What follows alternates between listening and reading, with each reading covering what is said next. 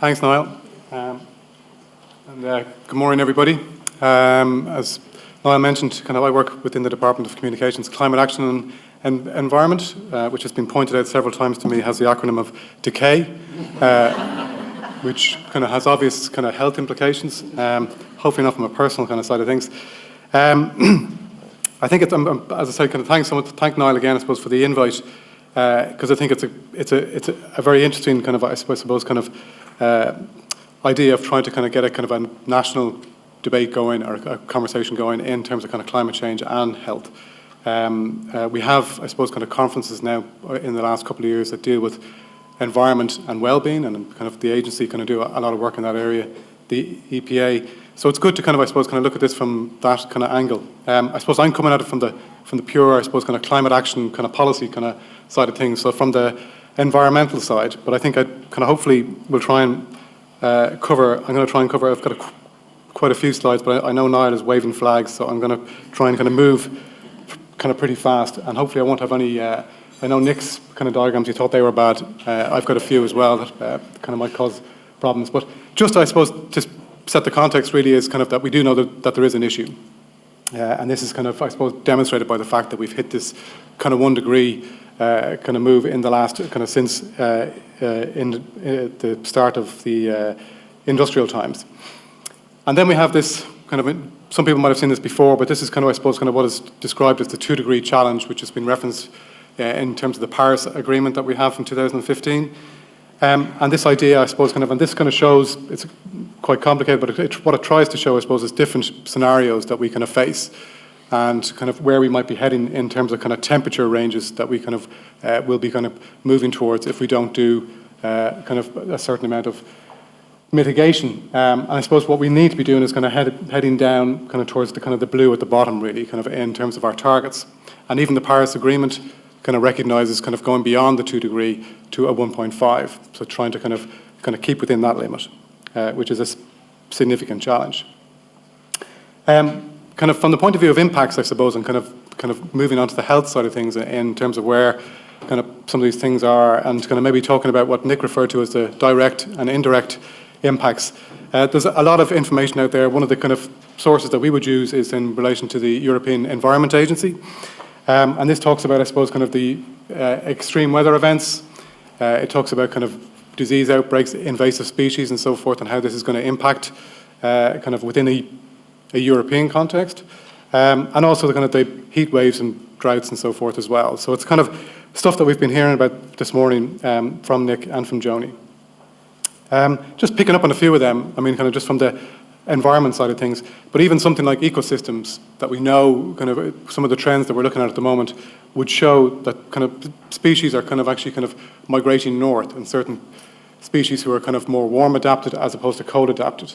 Bird communities, butterfly communities, and so forth. These are might seem as minor issues, but actually they have knock-on effects in terms of overall ecosystem services, and particularly with agriculture and other areas. So it is very complex, and we don't really know how some of these interactions are going to happen in 5 or 10 years from now. But it's just something to note that there could be I suppose negative consequences, but there could also be positive consequences in terms of how this happens in certain jurisdictions. Another one that I suppose is has been looked at is in terms of forest fires throughout Europe, and I suppose we've seen that over the last number of months, what's happening, and in terms of crop yield. And I suppose in terms of forest fires, it's quite obvious what the climate impact is there, or sorry, the health impact, but also in terms of crop yield, and Nick touched on this as well, where you're maybe looking to think that where certain member states within the EU might have a benefit from the agricultural point of view in terms of crops, but other countries won't, and what pressure is that going to put on the import-export or import and export of grain, for example, from different countries, and what impact that has globally then in terms of food supply. So there are these I suppose overarching issues that we need to take into account. Flooding has been mentioned several times, and it's something that's quite obvious in our own case here in Ireland. And the EEA have attributed I suppose figures in relation to deaths from flooding over the period from 1980 to more recent times in 2010. And as you can see, there's quite an increase in kind of over that period as extreme events become more frequent. This has been mentioned kind of previously as well, and this is just to kind of pick up on one of them as well in terms of the infectious diseases, and this is the West Nile fever, and just kind of how that will kind of move, or how it's projected to move in terms of 2050, kind of based on what was observed in 2014. So again, just kind of showing how kind of some of these, I suppose, kind of diseases are actually kind of moving beyond their kind of what we consider to be their normal borders. Just briefly to kind of mention, I suppose, kind of in terms of being from a policymaker's point of view, maybe kind of that, you know, the EEA would kind of actually put some numbers on this in terms of fatalities, but also in terms of economic losses and in terms of insured losses and so forth. So there's a kind of a sense of trying to kind of put a value on this. And this kind of raises the question, I suppose, for the kind of health sector, kind of is there a kind of a positive or negative value that can be attributed to what I suppose the opportunities can be in terms of savings and so forth, but also what the impact on the health system itself is going to be. So these are kind of I suppose kind of a broad brush, a very quick dip into kind of, I suppose, kind of much broader issues as we would sort of see it from the environmental side, but that which have a very strong relevance to the health side of things. And I just, from a personal point of view, I suppose kind of one thing I've kind of noted in my time in climate policy is this kind of, and it's been mentioned a couple of times, is the fear factor. And I suppose kind of, you know, we often see, I suppose, kind of cartoons like this, maybe kind of stuff that in terms of kind of climate change, which has obviously kind of a health dimension to it. But then we kind of would see other kind of things like this, where you see the surf fan underwater, you know, kind of, and or the house at the edge of the cliff, and things like this. And there is a kind of a cartoon element to it to a certain degree. But there is that kind of other element, I suppose, kind of where we know, I suppose, kind of the, you know, something intense or kind of bad could happen if we don't kind of reach our targets in terms of what we're trying to do. And that's, you know, kind of, and this is down in Wall Street, kind of a show of kind of what might happen in New York, and something similar did happen in New York fairly recently, I suppose, kind of with Hurricane Sandy. But I suppose kind of a lot of this kind of raises the question about kind of how we deal with this anxiety, you know, because this kind of is something that's kind of happening kind of on a more global basis, but it's also happening here in terms of flood events and extreme events, and how communities who've kind of who've experienced that and who think they're going to experience it again, you know, kind of on the West Coast. We've had it recently in Donegal as well. And the actual kind of impact that these kind of events have on local communities, on their businesses and so forth. And what is the actual kind of mental health kind of, I suppose, kind of impact that's been kind of caught there, or is it being captured at all? But there's a collective about this as well. It's not just an individual thing, because we're being told about this. We're looking down, I suppose, kind of what the impacts might be. And, you know, kind of does that kind of bring a kind of I suppose, a collective sense of anxiety of what the future might bring in terms, but also, I suppose, kind of in terms of kind of local populations. And that was just a diagram I started with, kind of, which is kind of, if anyone can recognise that, that's actually Enniscorthy, and that's the kind of the N11 that crosses over, going back to 2014. So, just briefly to kind of, this has been mentioned, I'm not going to spend too much time on this. The UN response globally, we're all working towards the Paris Agreement, and as Nick mentioned, in a number of weeks, everyone sits down at COP23 in Bonn to continue that work under difficult circumstances, obviously. And then within the EU side of things, without getting into too much detail, kind of stuff like the EU family as such, if you want to call it that, has their own kind of targets to meet. There's kind of regulations there. We're all trying to kind of, I suppose, kind of work towards that in terms of, you know, the burden share for each member state to try and kind of, I suppose, kind of mitigate and contribute to the Paris Agreement. And this year, or probably kind of more likely kind of next year, there'll be an agreement on that in terms of kind of what will be in place for the next decade from 2021 to 2030. So what are we doing on an Irish kind of level? Well, I suppose going back just 3 years, really, kind of, we had our policy from 2014, which really kind of, I suppose, kind of gave us something to kind of hang the legislation onto. And this is kind of, this policy is guided by a long-term vision of low carbon, climate resilient transition. So it's kind of trying to mitigate and adapt And that's kind of, I suppose, kind of the two sides of the same coin effectively, but it's trying to kind of, I suppose, kind of address those two issues. We have the Climate Action and Low Carbon Development Act from 2015, which really sets or puts in place a kind of an institutional framework to try and kind of deal with this, given that we haven't had this before in terms of this is the first time Ireland has had climate change legislation. We have the Climate Change Advisory Council now, which is an independent body to advise government on kind of climate issues moving forward. And I'm not getting into the role of the Department of Foreign Affairs, but they have a huge role to play internationally in terms of Irish aid and so forth on the climate side. But I just wanted to focus really kind of on kind of the more kind of national, regional and kind of local picture. Just in terms of the legislation that we have kind of, I suppose, kind of on the mitigation side, we have the preparation of a national mitigation plan, the first of which was published back in July this year. So fairly recently, this is the first national mitigation plan that we've had. So it's a first step, effectively. We also, kind of more recently, kind of just this day last week, published a draft national adaptation framework, and this we have to kind of have a final framework in place by the end of this year. This public consultation is online, obviously, with our own website, and the consultation closes on the 27th of October. So it's open for the next 5 weeks or so. And as I said before, a final plan is due by the end of the year to go to government. And this plan sets out, kind of to a large degree, or tries to set the context for what is the role of the sectors in dealing with kind of adaptation, which is the main area I deal with, but also the local authorities in terms of that kind of local interaction on climate issues. And in that respect, obviously, we're going to hear from Ina after me on the health side.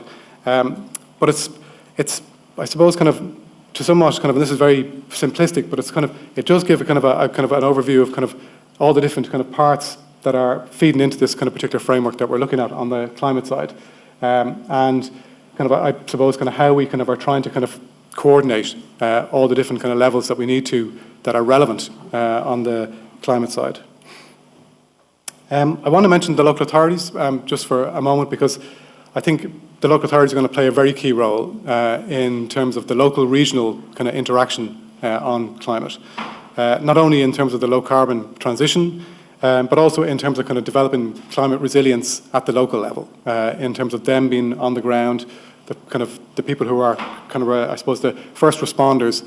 I mean, we often hear about kind of, I suppose, kind of the extreme events, and then about 2 days later, it's out of the news, and everyone moves on. But for the people in those communities, it goes on for quite a bit longer, and the local authorities are very heavily involved in that work. I think kind of one of the key issues, and we're going to hear, I'll talk about this in a bit more detail later, but and Jonathan will be talking about this afternoon as well. But what role the local authorities will have in the awareness side of things, in kind of bringing, I suppose, kind of having that conversation or dialogue with the communities about kind of issues relating to climate change at the local level, which is going to be very important, because I mean, kind of, you know, we can sit up in Dublin and kind of sit down with the politicians and talk about climate policy, but if we're not actually kind of speaking to people at a local level as well, or a kind of regional level, it's very hard to actually kind of get actions implemented. So I think there's a very strong leadership role, which the local authorities kind of have very much embraced in terms of what they want to do, and they're looking at how they're going to develop a regional approach to climate, which is very encouraging for all sectors really kind of moving forward.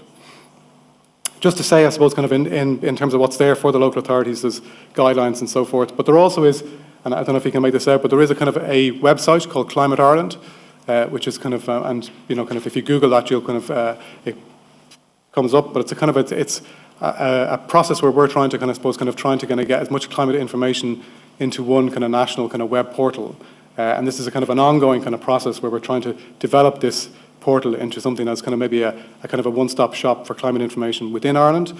It's been developed initially really for local authorities to kind of work through kind of a lot of issues for themselves and so forth, and how they might kind of take the steps in doing their own plans and strategies in terms of climate change. But it's definitely worth checking out in terms of the information that's there. It's very, very useful.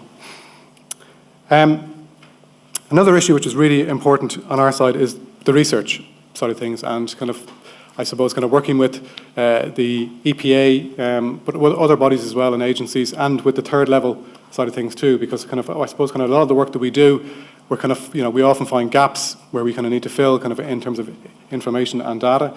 I mentioned Climate Ireland.